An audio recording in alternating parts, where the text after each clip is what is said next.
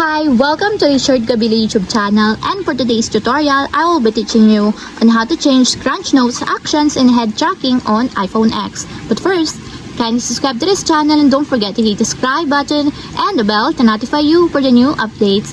And let's start. Using your iPhone X from your home screen, first go to Settings.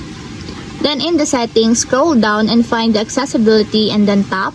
Then in the accessibility, scroll down again and go to physical and motor section and then tap the switch control.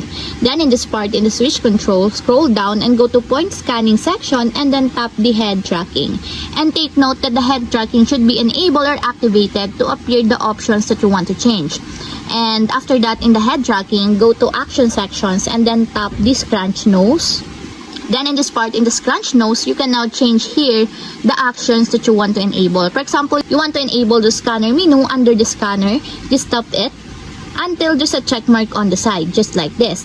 And lastly, if you want to change your action into app switcher under the system, just tap it also until there's a check mark on the side to activate or enable the actions that you want.